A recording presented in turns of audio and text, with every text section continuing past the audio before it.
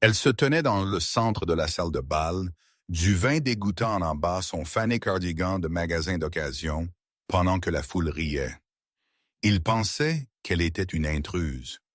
Il pensait qu'elle était personne. Tiffany, la femme pointant un doigt manucuré dans son visage, ricana. La sécurité est en chemin, petite vagabonde pathétique. Mais ce que Tiffany ne savait pas, ce que personne dans cette pièce ne savait, était que l'homme qu'elle essayait désespérément d'impressionner, le PDG de l'Empire entier, était en train de passer les portes en ce moment. Et il ne venait pas pour chasser la vagabonde. Il venait pour s'agenouiller. Parce que dans une pièce pleine de paons, cette vagabonde était la seule lionne. Ceci est l'histoire de comment une maîtresse a tout perdu au moment où elle a ouvert sa bouche. L'air à l'intérieur de la grande salle de bal de l'Hôtel Pierre sur la 5e avenue sentait le parfum cher, l'ambition rance et les lits blancs. C'était le gala annuel de l'avant-garde, une nuit où l'élite de New York se réunissait pour se féliciter d'amasser des richesses tout en écrivant occasionnellement un chèque déductible d'impôt à une œuvre de bienfaisance à la mode. Vivienne Clark se tenait près d'un pilier de marbre, faisant de son mieux pour se fondre dans l'architecture. Elle ne se cachait pas exactement, mais elle ne diffusait certainement pas sa présence. À 52 ans, Vivienne possédait un visage qui était agréable mais facilement ignoré. Le genre de visage à qui vous pourriez demander des directions et oublier 3 secondes plus tard. Ses cheveux étaient tirés en arrière dans un chignon pratique sévère tenu par une simple pince en plastique. Elle portait une robe grise anthracite qu'elle avait achetée prête à porter dans un grand magasin il y a 5 ans. Elle était propre, repassée et entièrement banale. Pour les requins nageant dans ce bassin, elle ressemblait à l'aide qui s'était perdue en chemin vers la cuisine. Ou peut-être à une tante effacée d'un jeune comptable qui l'avait invitée avec un plus un. « Champagne ?» demanda un serveur, s'arrêtant brièvement près d'elle. « Juste de l'eau pétillante avec du citron vert, s'il vous plaît, » dit Vivienne doucement. Le serveur hocha la tête et continua, ses yeux, déjà à la recherche de quelqu'un de plus important. Vivienne ne s'en soucia pas. En fait, elle préférait l'invisibilité. C'était son super pouvoir. Cela lui permettait de voir des choses que les autres manquaient. Elle regarda un groupe de jeunes mondaines prendre des selfies près de la sculpture de glace, leur rire strident et exercé. Elle regarda un sénateur serrer la main d'un magnat de l'immobilier, leur sourire tendu, leurs yeux morts. Et puis elle la vit. Tiffany St. Clair fit une entrée qui aspira l'oxygène de la pièce. Elle avait 24 ans, était blonde et portait une robe écarlate qui lui collait comme une seconde peau. La robe était une création sur mesure, coûtant probablement plus que les voitures de la plupart des gens, avec une fente qui montait dangereusement haut sur sa cuisse. Des diamants pendaient de ses oreilles et de sa gorge, captant la lumière du lustre et la renvoyant comme des fusées de détresse. Tiffany ne marchait pas seulement. Elle rôdait. Accroché à son bras se trouvait Grant Miller, le vice-président des ventes Death Guard Holdings, l'énorme conglomérat organisant l'événement de ce soir. Grant était beau d'une manière visqueuse et polie. Trop de gel capillaire, des dents blanchies à une luminosité céramique aveuglante et un costume qui coûtait 5000 $, mais qui avait toujours l'air bon marché sur lui à cause de la façon dont il portait ses épaules. « Regarde cet endroit, bébé, » dit Grant, sa voix portant sur le jazz ambiant. Il fit un geste autour de la pièce comme s'il l'avait construite de ses propres mains. « Ceci est la cour des grands. Une fois que le conseil d'administration annoncera les chiffres trimestriels ce soir, je suis un coup sûr pour la promotion régionale, peut-être même plus haut. » Tiffany gloussa, un son qui était à part égal charme et malice. « Tu le mérites, Grant. Tu gères pratiquement cette entreprise de toute façon. Arthur n'est qu'un homme de paille, n'est-ce pas? » Vivien, debout à 10 pieds de distance, prit une lente gorgée de son eau. Son expression resta vide, bien que ses yeux s'aiguisèrent légèrement derrière ses lunettes à monture métallique. Arthur Pendleton est un dinosaure, ricana Grant, saisissant une flûte de champagne sur un plateau passant. Il est bon pour serrer des mains, mais c'est moi qui génère les chiffres. Et honnêtement, j'ai entendu des rumeurs qu'il cherche à prendre sa retraite. Si je joue bien mes cartes ce soir, tu seras le roi. Tiffany ronronna, se penchant pour lui chuchoter à l'oreille, bien que suffisamment fort pour que le cercle d'admirateurs se formant autour d'eux puisse entendre. Et cela fait de moi la reine. Vivien ajusta ses lunettes. Elle connaissait le dossier de Grant Miller. Elle savait qu'il avait gonflé ses notes de frais de 15% le trimestre dernier.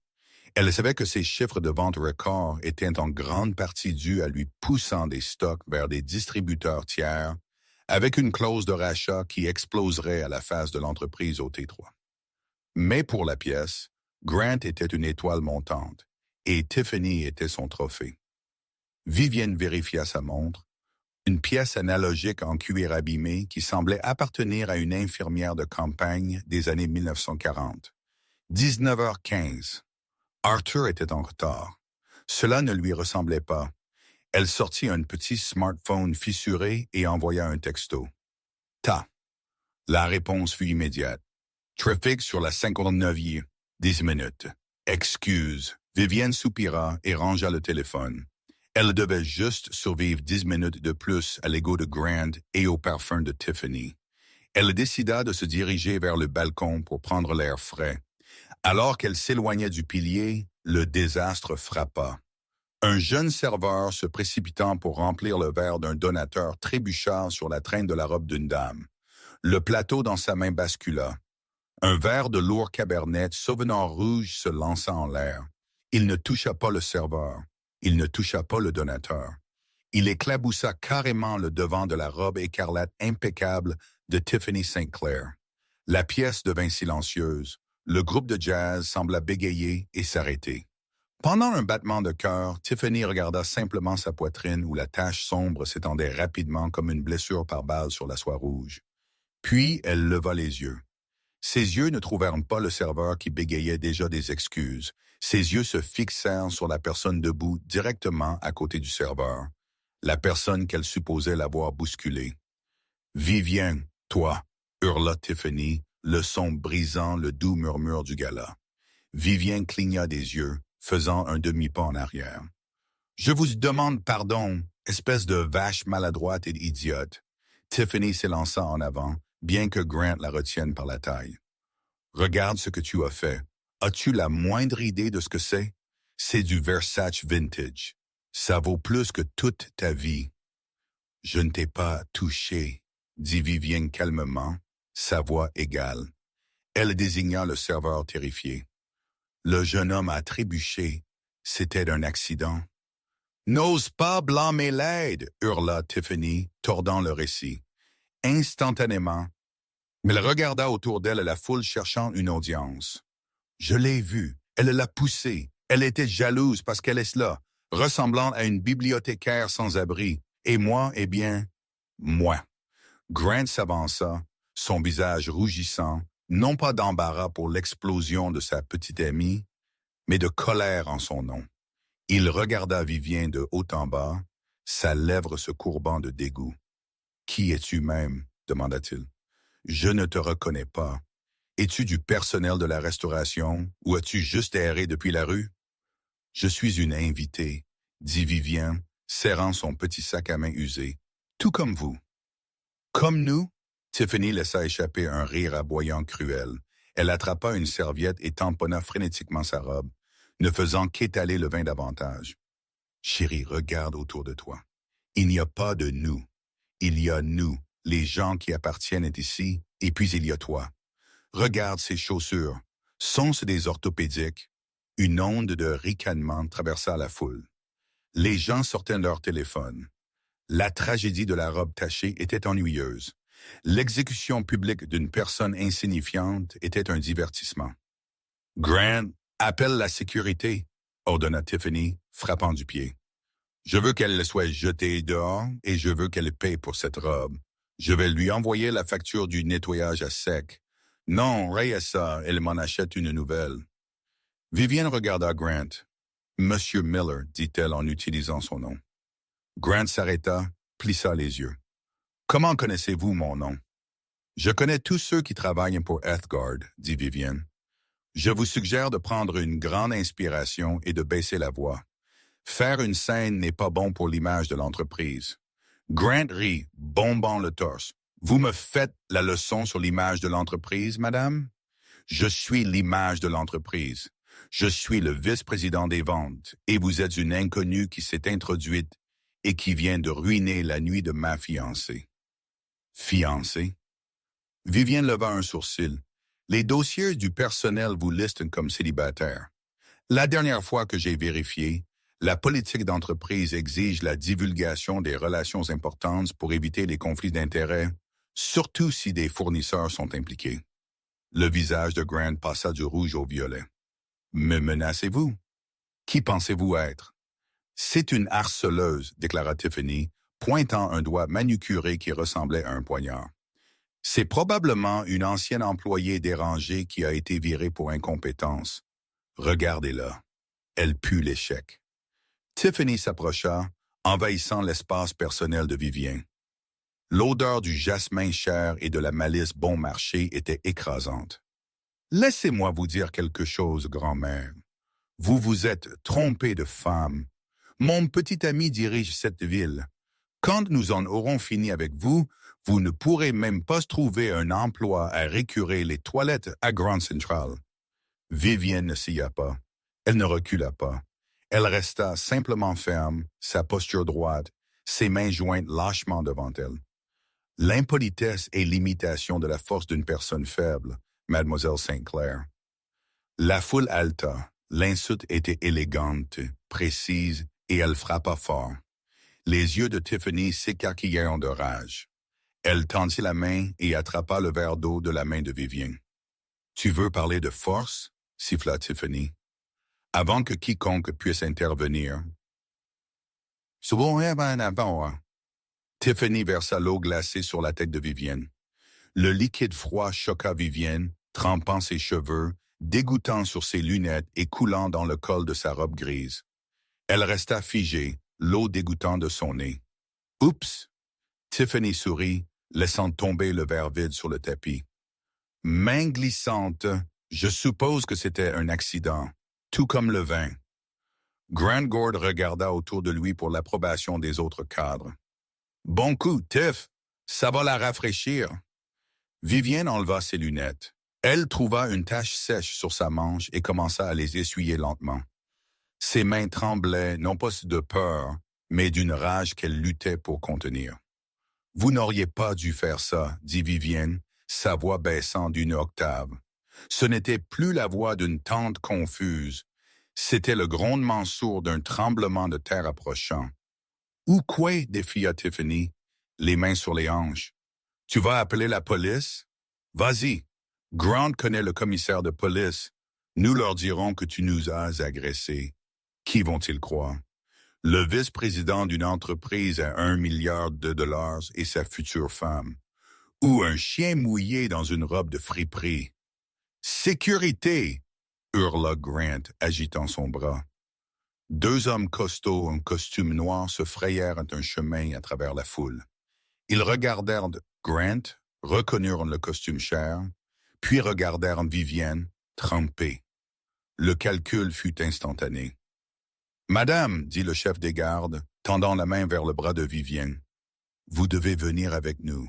Vous causez un trouble. » « Je n'ai pas bougé de cet endroit, » dit Vivienne, retirant son bras brusquement, « et je vous conseille de ne plus me toucher. »« Résistance, » ricana le garde. « Écoutez, madame, ne rendez pas les choses difficiles. Sortez simplement avant que nous ne vous traînions dehors. »« Traînez-la dehors, » chanta Tiffany, tapant dans ses mains. « Traînez-la dehors. » Plusieurs personnes dans la foule se joignirent, emportées par la mentalité de foule. « Mettez-la dehors, elle a ruiné la fête. » Vivien regarda autour de la pièce. Elle vit les ricanements. Elle vit les téléphones enregistrer son humiliation. Elle vit le sourire suffisant de Grant. Elle vit l'absence absolue d'empathie dans les yeux des gens qu'elle avait aidés à devenir riches. Elle prit une profonde inspiration, remettant ses lunettes. « Très bien, dit Vivien. Si vous voulez que je parte, je partirai. Mais si je passe ces portes, Grant, vous voudrez peut-être commencer à mettre à jour votre profil LinkedIn. »« Foutez-la dehors !» hurla Grant, perdant patience. Le garde saisit l'épaule de Vivien, la faisant pivoter brusquement vers la sortie. « Stop !» La voix retentit à travers la salle de bal comme un coup de tonnerre. Ce n'était pas un cri, c'était un ordre. Un ordre qui exigeait une obéissance absolue. Le garde se figea, Grant se figea. Tiffany s'arrêta au milieu d'un applaudissement. Toutes les têtes se tournèrent vers les doubles portes à l'entrée de la salle de bal. Arthur Pendleton était arrivé et il avait l'air furieux. Arthur Pendleton ne marchait pas. Il marchait au pas.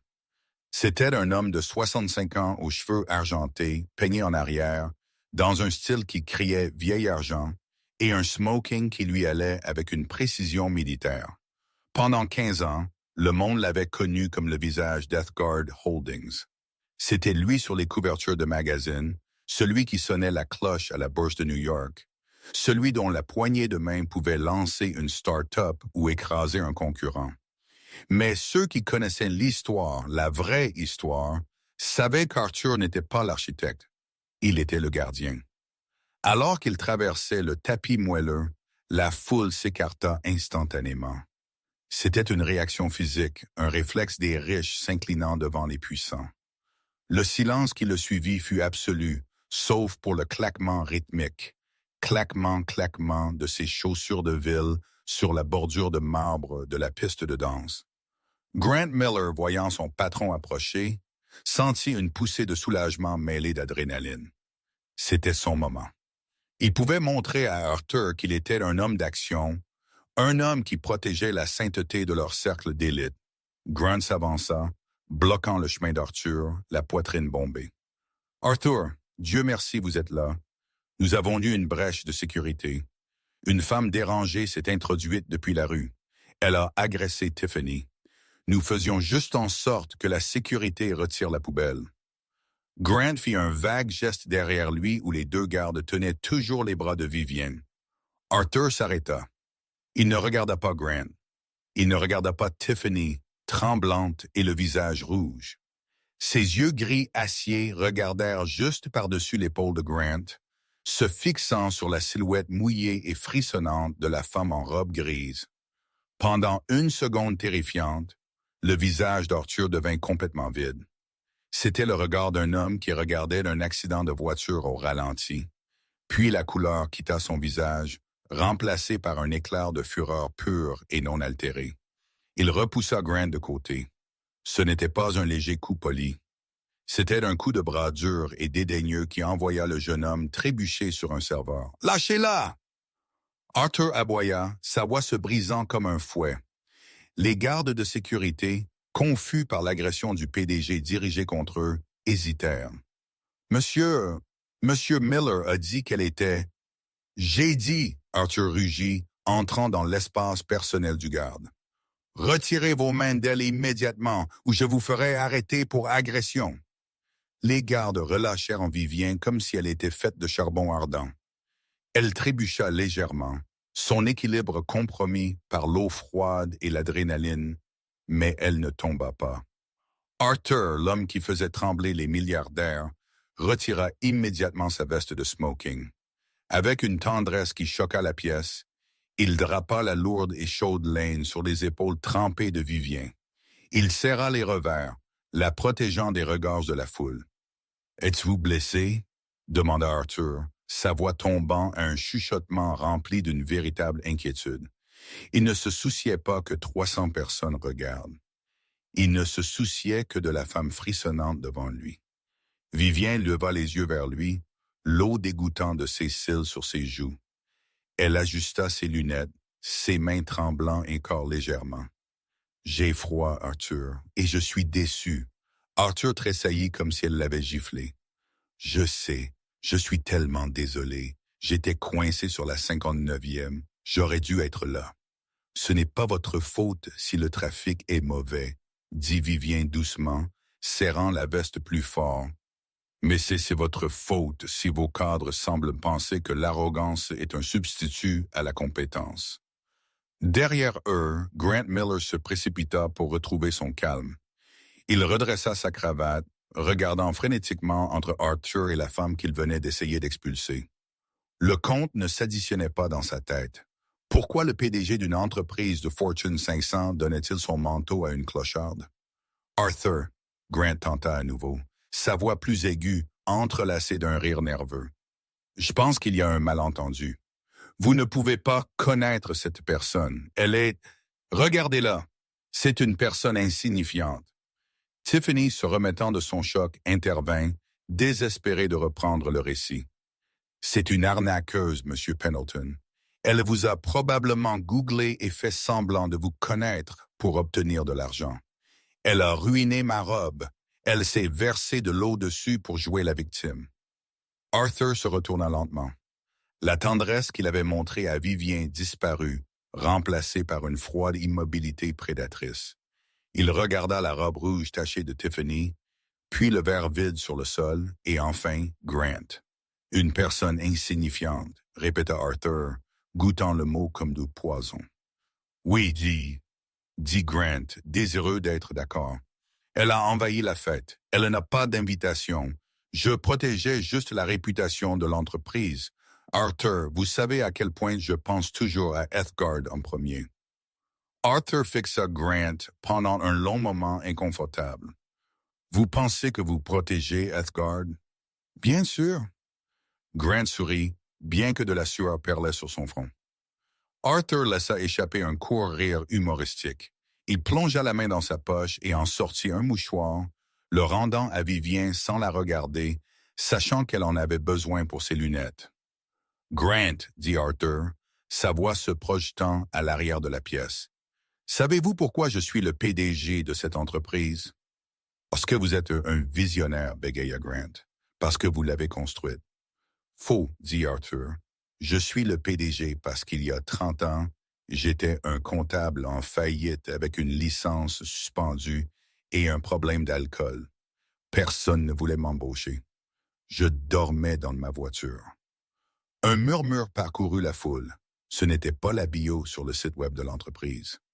Je suis le PDG, continua Arthur, parce qu'une femme m'a trouvé, a vu du potentiel là où tout le monde voyait l'échec et m'a donné un emploi pour gérer les livres de sa petite start-up de logistique dans un garage du Queens. Elle a nettoyé mon désordre. Elle m'a donné un but. Et quand cette start-up est devenue un empire, elle détestait les projecteurs. Elle voulait travailler, pas saluer.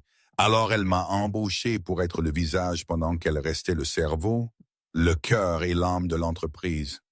Le sourire de Grant vacilla. Ses yeux se posèrent sur la femme en robe grise, qui était maintenant en train d'essuyer calmement son visage avec le mouchoir en soie du PDG. « Non, » murmura Grant, « c'est une légende urbaine, Arthur. » La voix de Vivien coupa la tension. Elle n'était pas forte, mais elle portait le poids d'une autorité absolue. C'est assez d'histoire. Arthur ferma immédiatement la bouche et s'écarta, inclinant légèrement la tête. C'était un geste de soumission. Vivien s'avança. Elle ressemblait à une souris mouillée enveloppée dans une veste de smoking, 3 tailles trop grandes, portant des chaussures orthopédiques sensées. Mais alors qu'elle arpentait la pièce, elle se tenait à 10 pieds de haut. Elle regarda les gardes de sécurité. « Vous pouvez y aller. Je suppose que vous suiviez des ordres, aussi mal avisés soient-ils. » Les gardes s'enfuirent. Elle regarda la foule, les mondains, les banquiers, les politiciens. Ils la fixaient tous avec des yeux écarquillés et effrayés. Ils réalisèrent avec une angoisse montante qu'ils venaient de regarder une reine être lapidée par des paysans. Finalement, elle tourna son regard vers Grant et Tiffany. « Monsieur Miller, » dit Vivienne, « vous avez demandé qui j'étais. » Grant ne put parler. Sa gorge s'était serrée. « Permettez-moi de me présenter correctement, » dit-elle. « Mon nom est Vivienne Clark. Je suis la fondatrice, l'actionnaire majoritaire et la présidente du conseil d'administration d'Ethgard Holdings. Je possède le bâtiment dans lequel nous nous tenons. Je possède le vin que vous buvez. Et jusqu'à il y a 5 minutes, je possédais le contrat qui paye votre salaire. Le silence qui suivit la déclaration de Vivien fut assourdissant. C'était le genre de silence où l'on pouvait entendre la glace fondre dans les seaux à champagne.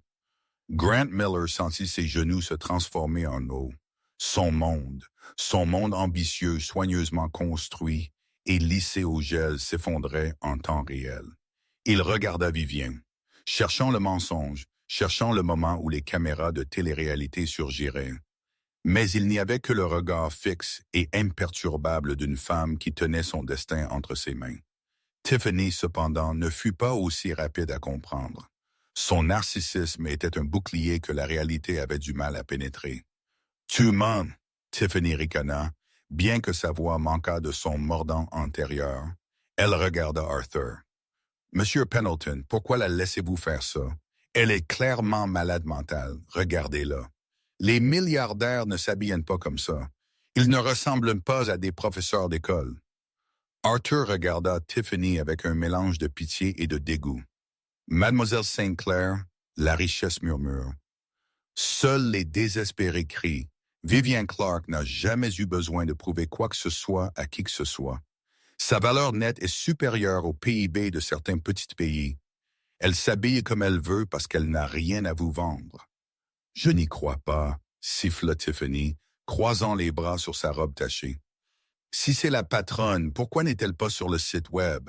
Pourquoi ne l'ai-je jamais vue? »« Parce que, raclement de gorge, je tiens à ma vie privée, » répondit Vivienne, s'approchant de Tiffany. « Et parce que je préfère voir comment les gens se comportent quand ils pensent que personne d'important ne regarde. C'est un moyen très efficace de jauger le caractère. Et ce soir, Tiffany, vous et Grant m'avez montré exactement qui vous êtes. » Vivien reporta son attention sur Grant. Il était pâle, transpirait abondamment, ayant l'air de vouloir vomir sur ses chaussures coûteuses.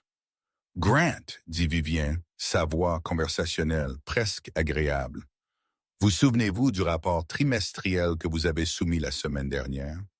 Celui dont vous vous vantiez tout à l'heure? » Grant déglutit difficilement. « Oui, oui, madame, madame. » Vivien haussa un sourcil. « Il y a 5 minutes, j'étais une vagabonde et une vache, mais restons aux affaires. Dans ce rapport, vous avez revendiqué une augmentation de 20% de l'efficacité régionale. Vous l'avez attribué à votre nouvelle stratégie de gestion. » « Oui, Quina Grant. C'était un effort d'équipe, mais... » « J'ai lu les notes de base de page, Grant, » dit Vivien. « J'ai tout lu. Vous n'avez pas augmenté l'efficacité. Vous avez réduit le personnel de support client de 40% et externalisé le travail à un fournisseur médiocre dans un fuseau horaire différent. Les plaintes des clients ont augmenté de 200% au cours des 2 derniers mois. Vous avez économisé de l'argent sur le papier pour faire paraître votre bonus plus important, mais vous étranglez lentement la réputation de la marque. » La foule murmura. C'était du jargon d'initié. Le genre de réprimande qui se passait généralement derrière les portes closes des salles de conseil. En être témoin en public était à la fois horrifiant et hypnotisant. « Je peux expliquer, » bégaya Grant. « C'était un réalignement stratégique. Arthur a approuvé le budget. » « Arthur a approuvé un budget basé sur les données que vous avez fournies, » corrigea Vivien. « Des données que je soupçonne d'avoir été manipulées. Et puis, il y a la question des clauses de rachat avec les distributeurs. » Les yeux de Grant s'écarquillèrent. C'était son secret le plus profond. « Comment savez-vous cela? »« Je vous l'ai dit, » dit Vivienne, ajustant la veste de smoking trop grande. « Je vois tout. Vous avez bourré le canal, forçant des produits sur les distributeurs pour gonfler vos chiffres de vente pour ce trimestre, sachant pertinemment qu'ils retourneront le stock invendu le trimestre prochain. C'est une fraude classique, Grant. C'est paresseux et c'est illégal. » Elle se tourna vers Arthur. « Arthur, faites venir les auditeurs externes au bureau pour 8 heures demain matin. Je veux un audit forensique de toute la division des ventes. » « Considérez que c'est fait, » dit Arthur, sortant son téléphone. « Attendez, non !» Grant tomba à genoux. C'était une chute théâtrale pathétique. « Madame Clark, s'il vous plaît, J'essayais juste d'impressionner le conseil d'administration. Je voulais montrer de bons chiffres pour le gala. Je l'ai fait pour l'entreprise. Vous l'avez fait pour vous-même, dit Vivien froidement. Vous l'avez fait pour pouvoir acheter ce costume et cette montre, et pour pouvoir vous tenir ici et ricaner des gens que vous jugez inférieurs à vous. Elle le regarda de haut. Levez-vous, vous vous ridiculisez. Grant se leva péniblement, ressemblant à un chien battu. Suis-je viré? Vivienne marqua une pause. Elle regarda autour de la pièce les centaines de visages qui la regardaient. Elle vit les serveurs, les barmen, les gardes de sécurité, les personnes invisibles que Grant avait traitées comme des meubles. Viré, médita Vivienne. Ce serait trop facile, Grant. Si je vous vire, vous prendrez juste votre parachute doré, irez chez un concurrent et ferez la même chose là-bas. Non. Elle sourit, mais son sourire n'atteignit pas ses yeux. Vous êtes sous contrat, Grant. Un contrat exécutif très spécifique. Si vous êtes licencié pour faute grave, ce qui inclut la fraude et accessoirement le fait de discréditer l'entreprise en agressant la présidente en public, vous perdez votre indemnité de départ. Vous perdez vos options d'achat d'actions. Vous perdez votre bonus. Grant saisit le bord d'une table pour se stabiliser. Vous ne pouvez pas faire ça. J'ai des droits. Vous avez le droit de garder le silence, dit Vivienne, ce que je vous suggère d'exercer, car si vous me poussez, je remettrai votre dossier à la société, et je ne pense pas que vous aimerez les uniformes de prison. Ils sont bien moins à la mode que ceux que vous portez maintenant. Mais Grant regarda Tiffany pour du soutien. Tiffany, sentant que le navire coulait, s'éloigna physiquement de lui. « Ne me regarde pas, claqua Tiffany. Tu m'as dit que tu dirigeais cet endroit. Tu m'as dit que tu étais le roi. Tu n'es qu'un fraudeur. » Tiffany, plaida Grant. « Bébé, s'il te plaît, ne me bébé pas, hurla Tiffany. Je ne vais pas sortir avec un criminel fauché. J'ai une réputation. Vivienne laissa échapper un petit rire sec. « Oh, Tiffany, je ne m'inquiéterai pas pour votre réputation. » Vivienne tourna son regard vers la jeune femme en robe rouge. « Vous semblez accorder beaucoup d'importance aux vêtements, Tiffany, à la valeur, au statut. »« J'ai du goût, » dit Tiffany avec défi, levant le menton. « Quelque chose que vous ne comprendriez pas. » « Est-ce vrai? » Vivienne s'approcha de Tiffany. Elle tendit la main et toucha légèrement le tissu de la robe de Tiffany juste à côté de la tache de vin. « Ne me touchez pas! » Tiffany tressaillit. « Cette robe, » dit Vivienne pensivement. « Vous avez dit que c'était du Versace vintage sur mesure. »« Oui, c'est unique en son genre. »« Étrange, » dit Vivienne, « parce que Versace utilise une double piqûre invisible sur leurs ourlets. Ceci est une simple surjeteuse machine. Et la soie, c'est un mélange de polyester. De haute qualité, certainement, mais synthétique. » Les femmes dans la foule se penchèrent. La mode était un langage qu'elles parlaient couramment. « De quoi parlez-vous? » Tiffany pâlit. « Je dis, » dit Vivienne, sa voix se projetant clairement, « que votre robe est une contrefaçon, un faux, tout comme l'homme avec qui vous êtes venu et tout comme la personne que vous essayez de projeter. » Un halètement se répandit dans la pièce, accusé raclement de gorge. Quelqu'un de porter un faux au gala de l'avant-garde était un homicide social. « Vous mentez! » hurla Tiffany. « Grant me l'a acheté à Paris. » Vivien regarda Grant. « L'avez-vous, Grant, ou l'avez-vous acheté dans le quartier des vêtements et cousu une étiquette dedans? Je sais que vous essayez d'économiser de l'argent pour couvrir vos dettes. » Grant regarda le sol, incapable de croiser les yeux de Tiffany. La réalisation envahit le visage de Tiffany. La trahison était absolue. Elle laissa échapper un son de pure rage, enleva sa chaussure, un stiletto imposant, et commença à frapper Grant avec. Espèce de salaud menteur et radin. Whack. Tu m'as dit que c'était vrai. Whack. Sécurité, dit Vivien calmement. Les mêmes gardes qui avaient essayé de saisir Vivien quelques instants plus tôt se précipitèrent. Ils saisirent une Tiffany qui hurlait maintenant des obscénités et Grant qui essayait de protéger sa tête. « Escortez M. Miller et son invité dehors », ordonna Vivien, « et assurez-vous que le badge d'accès de M. Miller soit désactivé avant qu'il n'atteigne le hall. » Alors que les gardes traînaient le couple hurlant vers les portes, les rôles étant maintenant complètement inversés. D'il y a 20 minutes, Vivien les regarda partir. Lorsque les portes claquèrent, la pièce redevint silencieuse. Vivien se tenait là, les cheveux mouillés collés à son crâne, vêtu d'une veste d'homme par-dessus une robe de grand magasin. Elle se tourna vers la foule stupéfaite. « Je m'excuse pour l'interruption, » elle, raclement de gorge, dit, sa voix ferme. « Veuillez profiter du vin. C'est offert par la maison. Mais que cela serve de rappel à tous ceux qui sont dans cette pièce. » Elle regarda autour d'elle, établissant un contact visuel avec les sénateurs, le magnat, les influenceurs. « L'argent est bruyant, dit Vivien, mais le pouvoir est silencieux et j'écoute toujours. » Elle se tourna vers Arthur. « Je rentre dans la maison, Arthur. J'ai besoin d'un bain chaud. J'ai la voiture qui attend à l'arrière. »« Boss, » dit Arthur, inclinant la tête.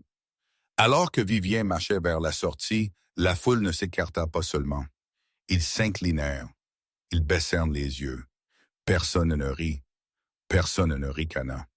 Ils avaient appris la leçon de la lionne. Mais l'histoire n'était pas finie. Parce que pendant que Grant était fini, les répercussions de ce soir commençaient tout juste.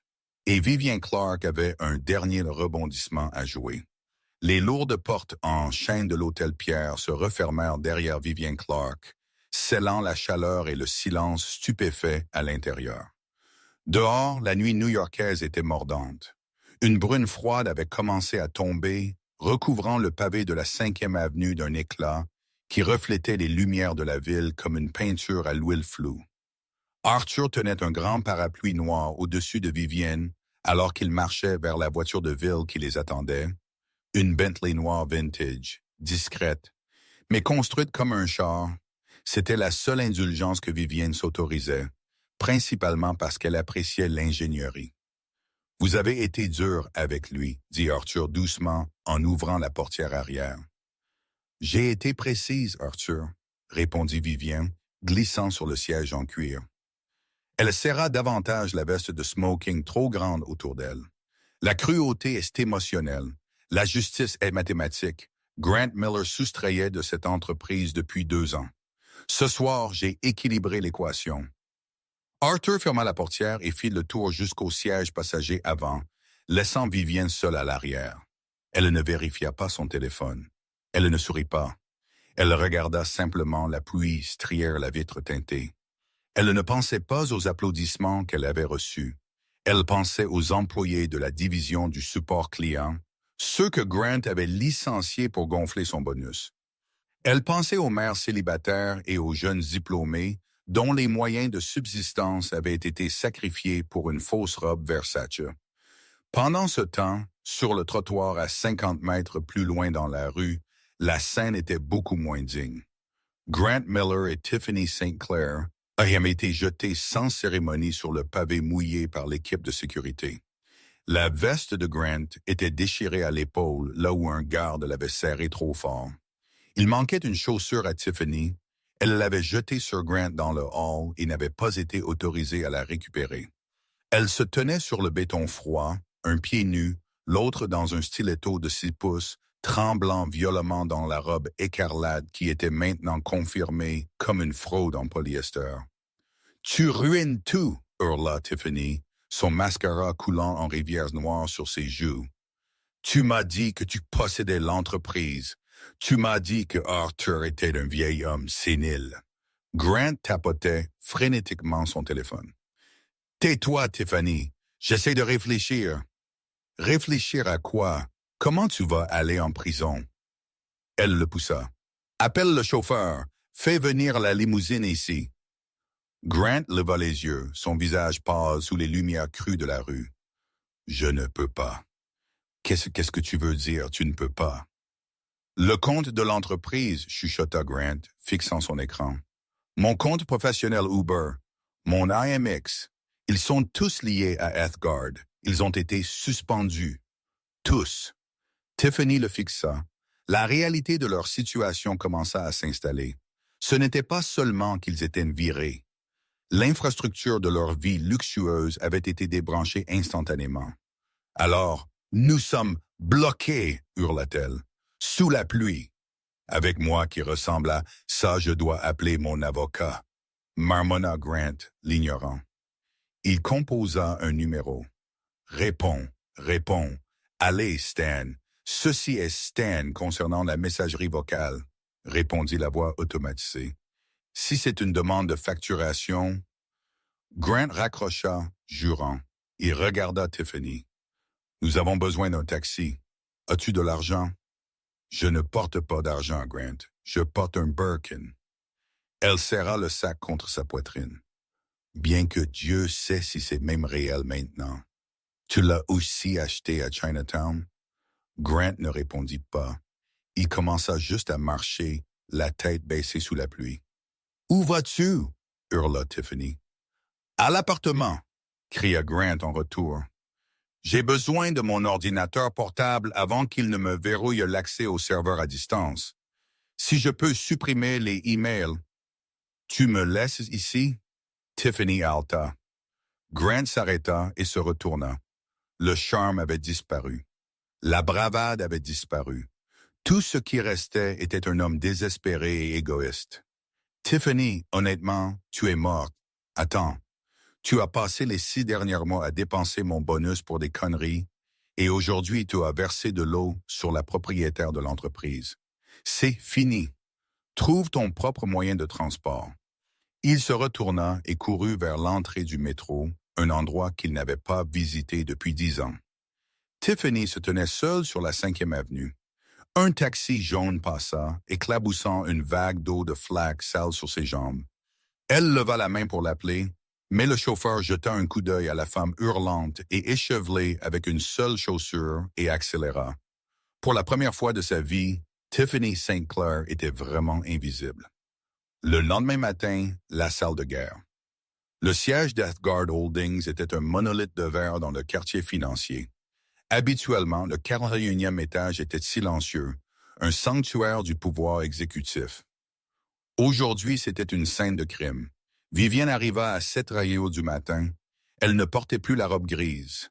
Elle portait un tailleur pantalon bleu marine sur mesure, net et autoritaire, ses cheveux épinglés avec une précision militaire.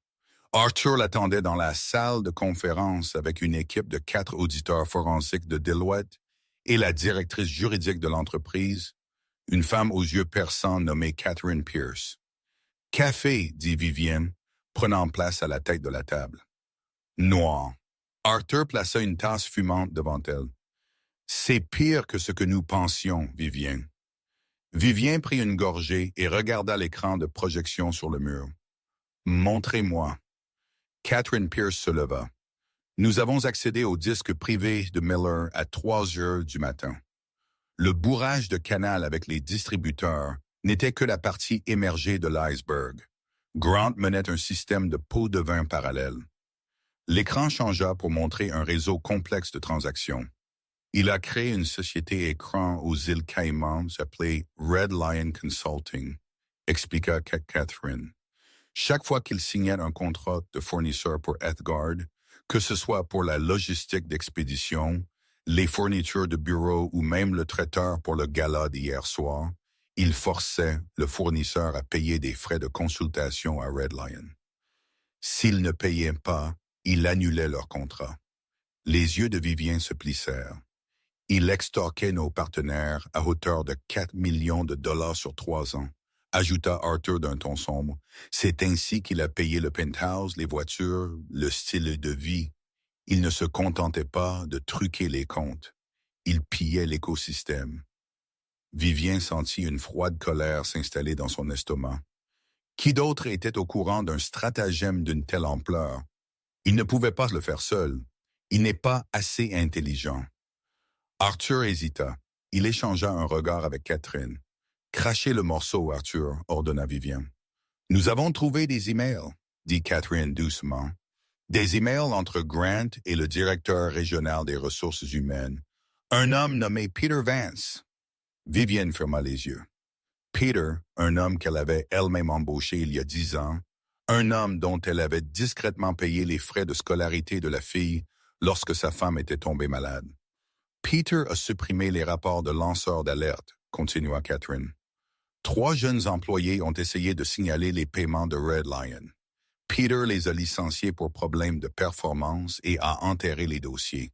Grant le payait 10 000 par mois pour étouffer l'affaire. Vivienne se leva et marcha vers la fenêtre. La ville s'étalait sous elle, une grille d'acier et d'ambition. Elle sentit le poids de la trahison. Ce n'était pas l'argent. L'argent était négligeable pour elle. C'était la corruption de la culture qu'elle avait construite. « Où est Peter maintenant ?» demanda Vivienne, son dos tourné à la pièce. « Il est dans son bureau, » dit Arthur. « Il vient de Badger. Il ne sait pas que nous avons les emails. » Vivienne se retourna. « Faites-le venir ici et appelez la division des crimes financiers du NYPD. Je veux qu'il l'attende dans le hall. » « Vivienne, » Arthur avertit. « Peter est avec nous depuis une décennie. Si nous l'arrêtons publiquement. » « Si nous ne le faisons pas, » Vivienne le coupa, « nous sommes complices. Cette entreprise est une famille, Arthur. Et quand un membre de la famille apporte de la pourriture dans la maison, on ne la cache pas avec de la peinture. On l'enlève. » Elle regarda les auditeurs. « Continuez de creuser. Je veux connaître chaque centime que Grant Miller a dépensé. Je veux savoir s'il a acheté un bâton de chewing-gum avec de l'argent volé et que quelqu'un découvre où il est en ce moment. » Catherine vérifia sa tablette. « C'est l'autre problème, patronne. Grant a disparu. Il n'est jamais rentré chez lui hier soir. Le portier de son appartement a dit qu'il n'avait pas été vu. » Vivienne fronça les sourcils. Grant était un lâche. Les lâches rentraient généralement chez eux pour se cacher. S'il n'était pas là, il faisait quelque chose de dangereux. « Vérifiez son historique de navigation, » dit Vivienne, la dernière heure avant que nous coupions son accès. Que regardait-il? L'un des jeunes auditeurs techniques tapa frénétiquement. Il était sur le serveur de l'entreprise en train de télécharger des fichiers, des listes de clients, des algorithmes propriétaires et des horaires de vol. Il essaye de nous vendre, réalisa Vivienne instantanément. Il va emporter nos données chez un concurrent et fuir le pays. Qui achèterait des données volées à un homme sous enquête? Demanda Arthur. Bradford Sterling, dit Vivienne, nommant le PDG de leur plus féroce rival, Omnicorp. Il essaie d'acquérir notre algorithme de logistique depuis des années. Il n'a pas de morale et des poches profondes. Vivienne vérifia sa montre. Gelez son passeport, alertez l'autorité portuaire et trouvez-moi une voiture. Je pense que je sais où Grant le rencontre. Devant l'hôtel Pierre, la réalité de la nuit frappa Grant Miller comme la bruine froide tombant sur la 5e avenue. La sécurité l'avait jeté sans cérémonie, lui et Tiffany, sur le trottoir. « Appelle la limousine !» hurla Tiffany, frissonnant dans sa robe tachée de vin, une chaussure manquante. Grant tapotait frénétiquement son téléphone. « Je ne peux pas.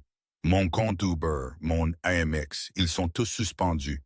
L'entreprise a tout coupé, alors nous sommes bloqués. » Tiffany halta, sous la pluie. Grant la regarda, le mascara coulant, hurlant à propos d'un transport. Elle était un fardeau. « J'ai besoin d'atteindre mon ordinateur portable avant qu'il ne verrouille l'un des serveurs, » marmonna-t-il. Il commença à s'éloigner. « Où vas-tu » hurla-t-elle. « Tu me laisses. »« Tu es morte. Attends, Tiffany » rétorqua Grant, sans ralentir le pas. « Trouve ton propre moyen de transport. » Il disparut dans l'entrée du métro, laissant Tiffany St. Clair seule sur le trottoir, invisible pour la première fois de sa vie. La salle de guerre. À 7 heures du matin, le 41e étage Death Guard Holdings était une ruche d'activité. Vivienne Clark était assise à la tête de la table de conférence, flanquée d'auditeurs forensiques. « C'est pire que ce que nous pensions », dit Arthur, faisant glisser un dossier sur la table. Grant dirigeait une société écran appelée Red Lion Consulting. Il forçait les fournisseurs à payer des pots de vin pour conserver leur contrat. Il a détourné 4 millions de dollars en 3 ans. Les yeux de Vivien se durcirent. Il ne se contentait pas de truquer les comptes. Il nous volait. Et il y a plus. Le chef de l'informatique l'interrompit. Grant a accédé au serveur à distance il y a 1 heure. Il a téléchargé le code source de notre algorithme de logistique et il a vérifié les horaires de vol pour le Brésil. Il va nous vendre, réalisa Vivien instantanément. Il emporte nos données propriétaires chez un concurrent pour financer son évasion. Qui l'achèterait? Demanda Arthur. Bradford Sterling chez Omnicorp, dit Vivien en se levant. Il essaie de voler notre technologie depuis des années. Prendre la voiture, Arthur, je sais où ils se rencontrent. Le diner, dans un diner faiblement éclairé à Hell's Kitchen. Grant Miller était assis en face de Bradford Sterling. Grant avait l'air dévasté. Sterling ressemblait à un requin dans un costume à rayures. Le disque a tout, chuchota Grant, poussant une clé USB argentée sur la table. Les listes de clients, les projections du T4 et l'algorithme. Je veux 5 millions et un billet d'avion. Sterling prit le disque, souriant. Si c'est réel, 5 millions est une affaire. C'est réel, promit Grant. J'en suis sûr, coupa une voix. Mais c'est aussi une propriété volée. Grant se retourna. Vivien Clark se tenait dans l'embrasure de la porte, flanqué d'Arthur et de 2 détectives. Vivien, dit Sterling sans paraître surpris, quel spectacle hier soir. Si vous prenez ce disque, Bradford, vous commettez un crime, dit Vivien calmement. Cela vaut-il un raid du FBI? Sterling pesa le pour et le contre. Il jeta le disque sur la table. Vous avancez un argument convaincant. Grant, je pense que je vais passer. Sterling sortit, laissant Grant piégé dans la banquette. Non! Grant se leva précipitamment. Nous avions un accord. Asseyez-vous, Grant, ordonna Vivien. Grant s'effondra sur le siège, les larmes montant à ses yeux. Pourquoi? Je vous ai fait gagner des millions. Je voulais juste ma part. Vous ne comprenez pas. Le statut est tout. Statut. Vivien secoua la tête. Vous pensez que le statut est ce que vous portez. Vous avez oublié que le vrai statut est qui vous êtes. Les détectives s'avancèrent, les menottes cliquetant autour des poignets de Grant. Alors qu'il l'emmenait, il la regarda une dernière fois. Un homme brisé. Les conséquences. À midi, Internet avait fait son travail. Une vidéo du gala intitulée « Maîtresse Mox, pauvre dame le regrette instantanément » avait 15 millions de vues. Tiffany St. Clair fut identifiée et effectivement annulée par les médias sociaux. Sa carrière d'influenceuse s'évaporisa en quelques heures. De retour dans son bureau, Vivien se tenait près de la fenêtre. La crise était contenue. Les actions sont en hausse de 4%, dit Arthur entrant dans la pièce. Mais dites-moi quelque chose, patronne. Pourquoi avez-vous porté cette vieille robe grise hier soir? Vivienne se tourna. C'était la robe que je portais aux funérailles de mon mari il y a 10 ans. Cela me rappelle le pire jour de ma vie. Je la porte pour me souvenir que peu importe l'argent que j'ai, je suis vulnérable. Cela me garde humble. Elle regarda la chaise vide où Grant était assis. Grant a oublié qu'il était vulnérable. Il pensait que le costume faisait l'homme. Elle se dirigea vers la porte. « Viens, Arthur, organise une réunion publique. Il est temps que j'arrête d'être invisible et que je me présente à mon entreprise. » L'atrium de la Tour Athgard, habituellement un canyon froid de pas pressés, était bondé. 2000 employés se tenaient côte à côte, tandis que des milliers d'autres regardaient via une diffusion en direct. Ils avaient entendu les rumeurs du mariage rouge dans la suite exécutive. Mais aujourd'hui, ils avaient besoin de la vérité. Vivien Clark se tenait au podium. Elle ne portait pas le cardigan gris effacé, ni un tailleur de créateur. Elle portait une simple blouse blanche, propre, transparente et sans prétention. « Bonjour », commença-t-elle, sa voix résonnant dans le silence. « Pendant 20 ans, j'ai été invisible pour vous. Je suis passé devant vous dans le hall et vous ne saviez pas qui j'étais.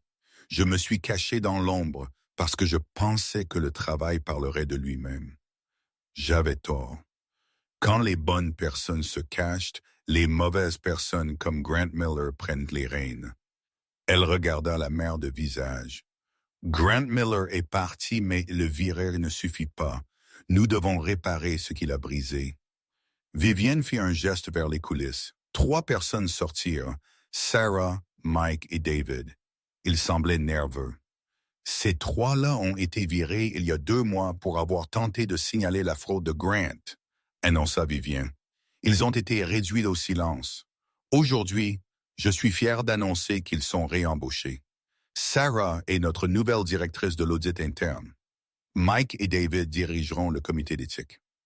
Les applaudissements qui suivirent ne furent pas polis. Ce fut un rugissement de soulagement. La culture de la peur était morte. À partir de maintenant, cria Vivien par-dessus les acclamations, il n'y a plus de personnes invisibles chez Earthguard. Ma porte est au 40e étage et elle restera ouverte. La chute de la reine. Pendant que Vivien reconstruisait son empire, Tiffany St. Clair essayait de vendre les débris du sien. Elle se tenait au comptoir de Second Chance Luxury Consignment à Soho, désespérée. « C'est du Versace vintage », plaida Tiffany, sa voix stridente. « Mon fiancé a payé 6 000 pour ça. » Oh! La propriétaire du magasin, une femme aux yeux de silex, repoussa la robe écarlate. « Chérie, je me fiche de ce qu'il te dit. La couture est fausse. L'étiquette est collée. C'est une contrefaçon en polyester. Je te donne 20 $ pour le tissu. » Tiffany fixa la robe, le symbole de son statut, maintenant révélé comme une camelote bon marché. « 20 $, chuchota-t-elle. Je ne peux pas vivre avec 20 $. Alors trouve un travail, claqua la propriétaire. Tiffany sortit dans la rue froide. Son téléphone vibra avec un avis d'expulsion. Elle jeta la fausse robe dans une poubelle et se dirigea vers le métro. Elle avait un entretien pour un poste de plongeuse dans le Queens. Elle ne porterait pas de talons. La condamnation. 6 mois plus tard, la salle d'audience fédérale était stérile et froide. Grant Miller se tenait dans une combinaison orange, dépouillé de ses gels et de ses costumes. Il avait l'air petit. « Grant Miller, » déclara le juge, « vous avez été reconnu coupable de 18 chefs de fraude et de détournement de fonds. Vous avez traité cette entreprise comme votre compte bancaire personnel. Je vous condamne à 8 ans de prison fédérale. » Alors que les huissiers l'emmenaient, Grant scanna la pièce. Les bains étaient vides. Pas de Tiffany, pas d'amis. Une seule personne était assise au dernier rang. Vivienne, Grant se figea. « Êtes-vous venu pour rire ?» il murmura. Vivienne se leva, son expression calme. « Non, Grant, je suis venu m'assurer que vous compreniez. Vous n'avez jamais été le roi. Vous étiez un invité dans ma maison et vous avez oublié vos manières. » Grant baissa la tête alors que les lourdes portes se refermaient derrière lui. La lionne au repos. 1 an plus tard, l'Hôtel Pierre a accueilli un autre gala. Cette fois, Vivienne franchit les portes d'entrée bras dessous avec Arthur. Elle portait du velours bleu nuit, la tête haute. La pièce ne ricana pas. Elle s'inclina. Les élites qu'il avait autrefois moquées faisaient maintenant la queue pour lui serrer la main. « Quel effet cela fait-il d'être vu ?» demanda Arthur.